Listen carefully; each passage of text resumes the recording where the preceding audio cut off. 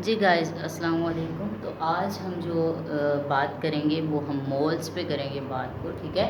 कल हमने जो है डिटेल में प्रीवियस लेक्चर में देख लिया था एवोगैड्रो नंबर को। तो आज हम डिटेल में बात करेंगे मोल पे, मोल क्या होता है। और कल भी हमने जो प्रीवियस लेक्चर हमने पढ़ा है एवोगैड्रो नंबर का, उसमें भी हमने मोल को थोड़ा सा टच किया था, ठीक है। मोल के बारे में थोड़ा सा कॉन्सेप्ट लेने की कोशिश की थी, ठीक है। तो अब हम देखते हैं मोल होता क्या है। Substance that contains 6.02 into 10⁻23 particles, ठीक है। सब्सटेंस जो रखता होगा कितने पार्टिकल्स, 6.02 इंटू 10⁻23 पार्टिकल्स, उसे हम क्या कहेंगे, मोल कहेंगे। अब पार्टिकल्स की यहाँ पे बात हो रही है। पार्टिकल्स में एटम्स भी आ सकते हैं, मॉलिक्यूल्स भी आ सकते हैं और फार्मूला यूनिट भी आ सकते हैं, ठीक है। फार्मूला यूनिट्स भी आ सकते हैं, ठीक है। तो हम बात कर रहे हैं किसकी, मोल की, के सब्सटेंस में जो है वो एटम्स, मॉलिक्यूल्स, फार्मूला यूनिट्स, ठीक है, वो जो पाए जाते हैं उसमें 6.02 इंटू 10⁻23 पाए जाते हैं, ठीक है। देखिए कोई ना कोई चीज़, कोई ना कोई एलिमेंट, कोई ना कोई मॉलिक्यूल, कोई ना कोई आयोनिक कंपाउंड, ठीक है, कोई ना कोई मॉलिक्यूल, कोई ना कोई एलिमेंट जो होता है वो एटम्स से मिलके बनता है, मॉलिक्यूल्स भी एटम्स से मिलके बनते हैं, फार्मूला यूनिट्स आपके पास आयंस से मिलके बनते हैं, ठीक है। तो अब ये जो चीज़ें हैं आपके पास, एटम हो गया, मॉलिक्यूल हो गया, फार्मूला यूनिट हो गया, ये किसी ना किसी छोटी चीज़ से मिलके बने होंगे। और वो जो छोटी चीज़ जिससे मिलके बनते हैं उसे हम क्या कह देते हैं, पार्टिकल्स कह देते हैं। अब कहने का मकसद ये है कि सब्सटेंस, ठीक है, जिसमें ये पार्टिकल्स मौजूद हैं, ठीक है, सब्सटेंस में पार्टिकल्स हैं और उन पार्टिकल्स की अमाउंट जो है हमारे पास कितनी है, 6.02 इंटू 10⁻23, ठीक है। तो ये तो हमने देख लिया मोल की डेफिनेशन को। अब हम चलते हैं कि मोल हमारे पास इतना छोटी सी अमाउंट है, 1 मोल इज इक्वल टू, हमारे पास 1 मोल जो होगा वो इक्वल होगा कितने पार्टिकल्स के, 6.02 इंटू 10⁻23 पार्टिकल्स के, ठीक है। लेकिन ये देखने में ही जस्ट ये अमाउंट इतनी छोटी लग रही है आपको, ठीक है, ये अमाउंट बहुत ज़्यादा है, ठीक है। फॉर एग्जांपल अगर आप जो है ना स्ट्रॉबेरीज को इस तरह से लाइन में रखें, लेंथ वाइज आप लोग रखें, ठीक है, तो स्ट्रॉबेरीज जो है वो 3 चक्कर लगा देंगी पूरी अर्थ का। एक चक्कर कंप्लीट करेंगी अर्थ का, दूसरा चक्कर कंप्लीट करेंगी अर्थ का, तीसरा चक्कर कंप्लीट करेंगी अर्थ का, देन जाके आपके पास 6.02 इंटू 10⁻23 पार्टिकल्स होंगे, ठीक है, कि इसके इक्वल होगा उसकी अमाउंट, ठीक है। और इसके अलावा अगर हम सेकंड एग्जांपल देख लें तो अगर पूरी दुनिया में जितने भी लोग प्रेजेंट हैं, जितने भी लोग हैं, अगर वो मिलकर काउंटिंग करें और कॉन्टिन्यूसली मुसलसल काउंटिंग करें तो 11 साल लग जाएंगे, वो काउंटिंग करते रहेंगे, तब जाके वो इतने पार्टिकल्स तक क्या है पहुंच पाएंगे, ठीक है। अब जो है हमने देखना है कि भाई ये मोल जो होता है ये किस चीज़ में यूज़ होता है। मोल्स जो होते हैं केमिकल रिएक्शंस में यूज़ होते हैं, ठीक है। केमिकल रिएक्शंस जो आपके पास हो रहे होते हैं उनको मेजर करने के लिए क्या यूज़ होता है, टूल यूज़ होता है, जिसे हम क्या कह देते हैं, मोल्स का नाम ले देते हैं। फॉर एग्जाम्पल हमारे पास जैसे हम जाते हैं मार्केट में चिकन लेने जाते हैं तो हम क्या कह देते हैं, 1 kg हमने चिकन बनाना है, ठीक है। आप जी 1 kg चिकन बनाते हैं तो हम उसका मटेरियल भी उसी के अकॉर्डिंग ही बनाते हैं, ठीक है। जब हम चिकन बनाने लगते हैं तो उसमें टमाटर और प्याज वगैरह जो भी आप डालते हो, ऑनियन हो गया, ठीक है, टमाटो हो गया, जो भी आप लोग डालते हो वो 1 kg के अकॉर्डिंग बनाते हो, ठीक है, चिकन में। लेकिन जब आपको पता चले कि भाई ½ किलो आपने बनाना है तो आप क्या करते हो, उसके अकॉर्डिंग ले लेते हो। इसी तरह से जब मोल्स जितने होंगे उतने ही ग्राम्स क्या करेंगे, उतने ही पार्टिकल्स क्या होंगे आपके पास इंक्रीज होंगे, ठीक है। अब हम देख लेते हैं कि रिलेशन क्या होता है। आपने मोल को सिंपल सा डिफाइन करना होता है। आपने ये बताना होता है कि एलिमेंट का जितना एटॉमिक मास होगा उसमें उतने ही ग्राम एलिमेंट होंगे और वो ग्राम एलिमेंट जो होते हैं आपके पास 1 मोल के इक्वल होते हैं। फॉर एग्जाम्पल मैं यहाँ पे एग्जाम्पल ले रही हूँ एटम की, जैसे कि सोडियम हो गया हमारे पास, ठीक है, NaCl की एग्जाम्पल लेते हैं हम लोग, ठीक है। मैं यहाँ पे एग्जाम्पल ले रही हूँ NaCl की, ठीक है। अब हमारे पास NaCl एक आयोनिक कंपाउंड है, ठीक है। अगर हम जस्ट एक सोडियम की एग्जांपल ले लें तो ये हमारे पास एटम होगा सोडियम, 1 मोल ऑफ सोडियम हमारे पास इक्वल होता है 23 ग्राम्स के, ठीक है। 23 ग्राम्स जो है ये क्या है, सोडियम का मॉलिक्यूलर मैस है, ठीक है। मॉलिक्यूलर मैस भी कहा जा सकता है, एटॉमिक मैस भी कहा जा सकता है, जिस तरह से आपको इजी लगे कहते हैं, ठीक है। अब ये ग्राम्स में है किसका, एलिमेंट का मैस। अब जो मॉलिक्यूलर मैस एलिमेंट का जो ग्राम्स में होता है वो इक्वल होता है किसके, 1 मोल के, ठीक है। अगर हम इसमें 2 एटम करेंगे तो हमारे मोल्स भी 2 के इक्वल हो जाएंगे, 2 मोल होंगे और हम मल्टीप्लाई करेंगे 23 को किससे, 2 से, ठीक है। तो फिर हमें पता चलेगा कि सोडियम के 2 मोल प्रेजेंट हैं और हमारे पास जो है वो एटॉमिक मैस जो है वो हमारे पास इंक्रीज हो गया है, डबल हो गया है, सही है। ये तो एक छोटी सी एग्जांपल थी जो हमने देखी। अब आ जाते हैं मोल की कैलकुलेशन की तरफ, ठीक है। मोल को किस तरह से हम लोग कैलकुलेट कर सकते हैं, उसके लिए एक छोटा सा फार्मूला दिया गया है। अगर आपने मोल्स को कैलकुलेट करना है तो moles is equal to mass in gram divided by molar mass. अब इसमें कंफ्यूज नहीं होना, मोलर मैस क्या होता है, सही है। मोलर मैस जो होता है ना वो आपका एटॉमिक मैस ही होता है, मोलर मैस कहा जाता है उसे, ठीक है। मैस इन ग्राम मतलब आपको स्टेटमेंट में जो मैस दिया जाएगा, ठीक है, उसे हम कहते हैं मैस इन ग्राम। अब मोल्स, ठीक है, मोल्स जो होते हैं वो इक्वल होते हैं किसके, mass in gram divided by molar mass के, ठीक है। और अगर हमें कह दिया जाए कि mess in gram find out करें तो हम इस फार्मूला से निकाल सकते हैं मैस इन ग्राम। किस तरह से, ये आपका मोलर मैस जो है इधर जाके मल्टीप्लाई हो जाएगा, moles multiply by molar mess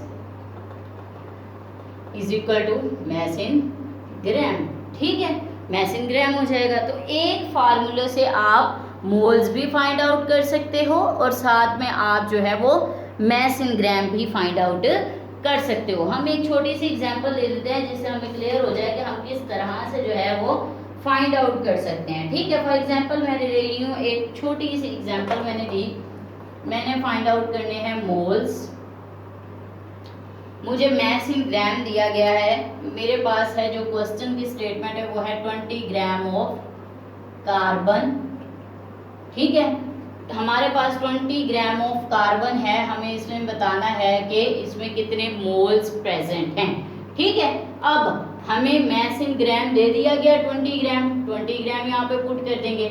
molar mass मैंने आपको कहा एटॉमिक मैस होता है, यहाँ पे एटम आपके पास कार्बन है तो कार्बन का एटॉमिक मैस हमारे पास कितना होता है, जो है हमारे पास 12 होता है। तो हम जब डिवाइड करेंगे 20 को 12 पे तो हमें जो है इसका आंसर मिल जाएगा, ठीक है। हम यहाँ से इसका आंसर जो है वो निकाल लेंगे, सही है, मोल्स में। अच्छा, जब हमें कह दिया जाए mess in gram find out करें, ठीक है, कार्बन का हमने क्या करना है, mess in gram find out करना है और हमें मोल्स दे दिए गए हैं। मोल्स हमें स्टेटमेंट में बता दिए जाएं अगर कि मोल हमारे पास है 1.67 मोल्स ऑफ कार्बन है हमारे पास और इनका हमने mess in gram find out करना है। तो हम क्या करेंगे, मोलर मैस को मल्टीप्लाई कर देंगे किससे, मोल से, ठीक है। कार्बन का मोलर मैस हमें पता है 12 होता है, मोल्स हमें दे दिए गए हैं 1.67, ठीक है, is equal to mass in gram, ठीक है।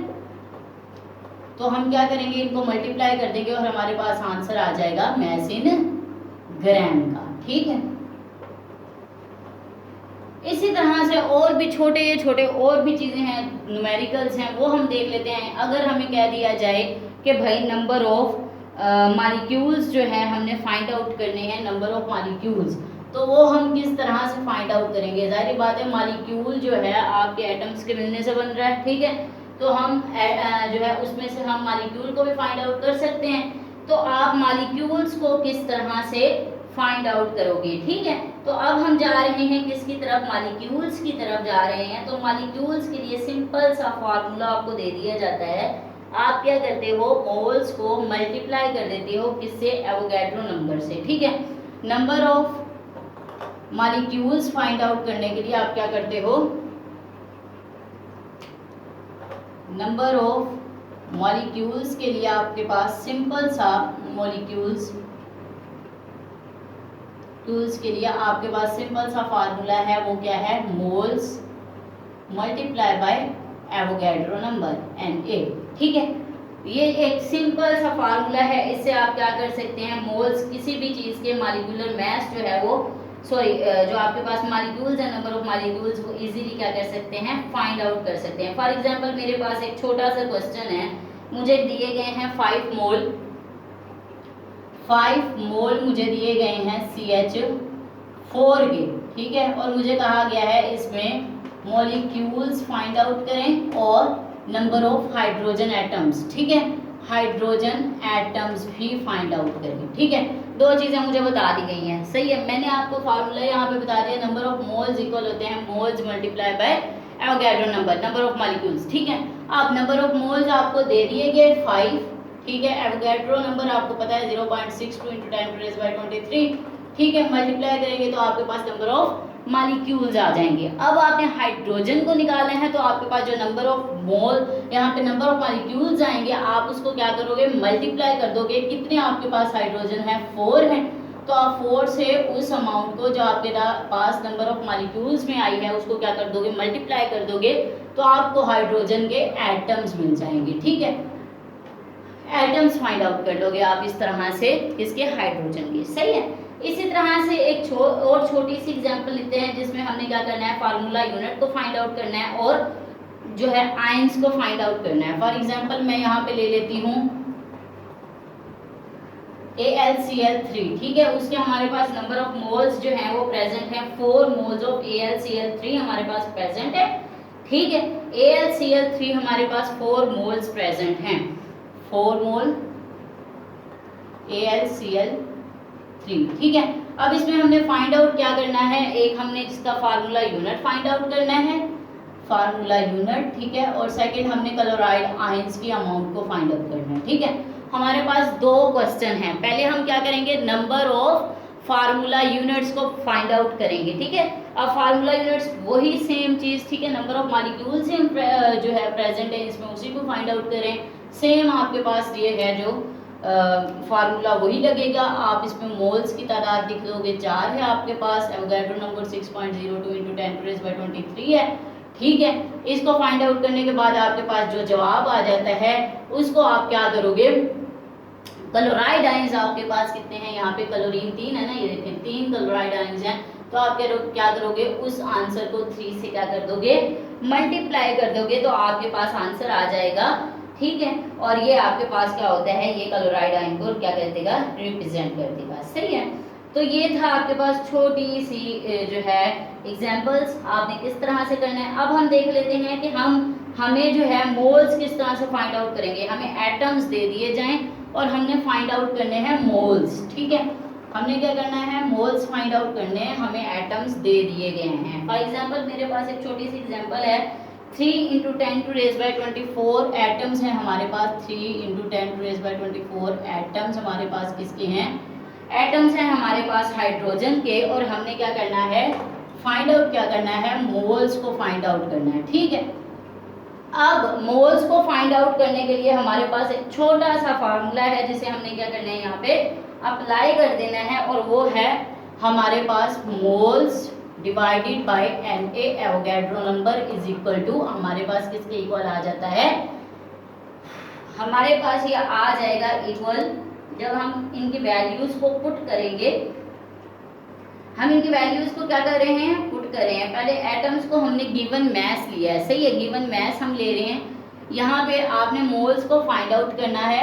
ठीक है, यहाँ पे आ जाएगा Na, और यहाँ पे आपके पास मोल्स को फाइंड आउट कर रहे हो तो आपने मैस गिवन जो आपके पास है वो ले लेना है, क्या, हाँ, ऊपर। ठीक है, मैस गिवन आपने ऊपर ले लिया और आपके पास एवोगैड्रो नंबर जो है वो डिवीजन में आ गया, और आप इसको फाइंड आउट कर रहे हो, मोल्स को फाइंड आउट करो। अब आपने यहाँ से करना है मोल्स को फाइंड आउट। ठीक है, अब मोल्स को फाइंड आउट कर रहे हो तो मैस इन ग्राम जो आपके पास ये दिया गया है एटम्स का मैस, वो इसमें पुट कर दोगे, 3 × 10⁻24।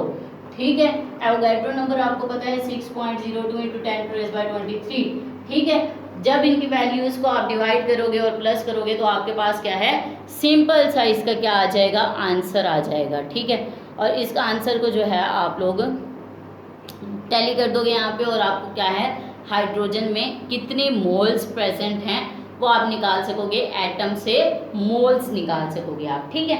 तो ये थी हमारी एक छोटी सी प्रैक्टिस। इसके अलावा अगर और भी कुछ देखना चाहें तो आप मॉलिक्यूलर मास किस तरह से निकालना है वो मैं आप लोगों को छोटा सा जो है ना जल्दी से क्विक सा जो है बता देती हूँ, किस तरह से आपने मास फाइंड आउट करना होता है किसी भी कंपाउंड का जो आप मास निकालते हो।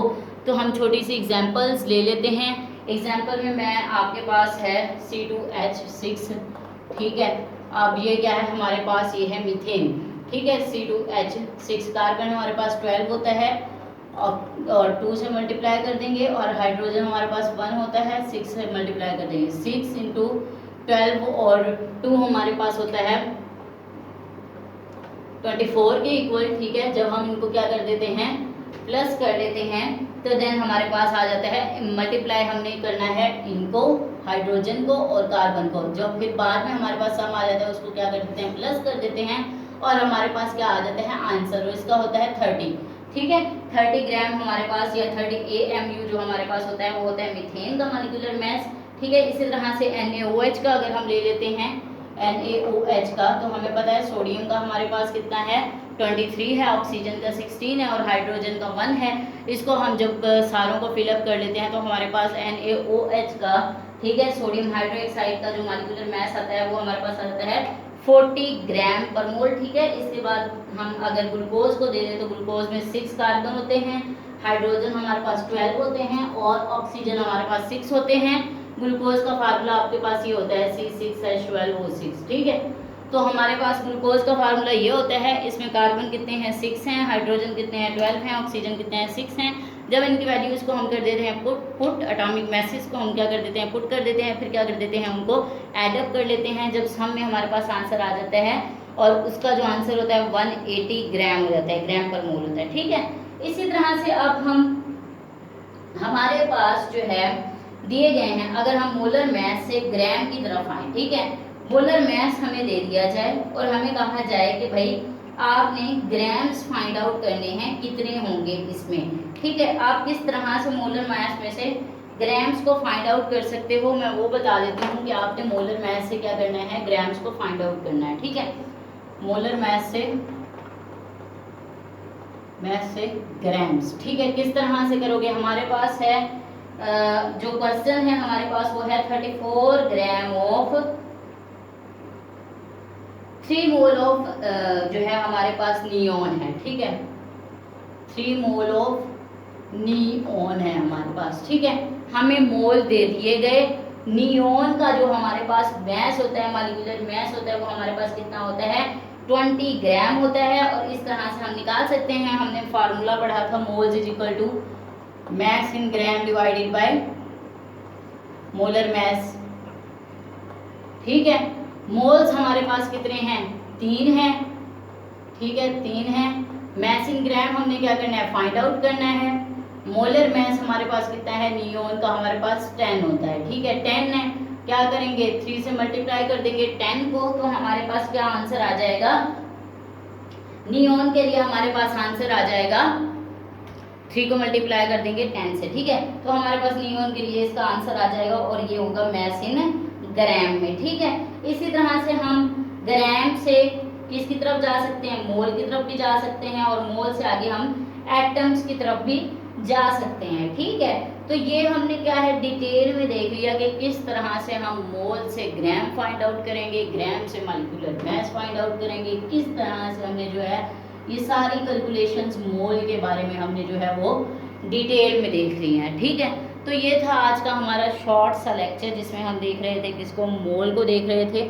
और जल्दी से इसको रिवाइज कर लेते हैं, हम मोल क्या होता है, हमने कहा सब्सटेंस जो रखता होता है पार्टिकल्स, और वो पार्टिकल्स की अमाउंट कितनी होती है, 6.02 × 10⁻23। इसके बाद हमने मोल्स की कैलकुलेशन की, मोल के लिए हमने एक फार्मूला देखा था, mass in gram divided by molar mass is equal to moles. हमने कहा इसी फार्मूले से हम मास इन ग्राम भी फाइंड आउट कर सकते हैं अगर हम मोल्स को मल्टीप्लाई कर दें किसके साथ, मोलर मास के साथ, ठीक है। और इसी तरह से मैंने आपको सारा जो है वो बता दिया कि किस तरह से हम मोलर मास से ग्राम फाइंड आउट कर सकते हैं, किस तरह से हम जो है वो ग्राम से आगे मोल फाइंड आउट कर सकते हैं, और किस तरह से हम मोल से आगे जो है वो अपना मोलर मास फाइंड आउट कर सकते हैं। तो ये सारी डिस्कशन जो थी वो मोल्स की कैलकुलेशन पे थी।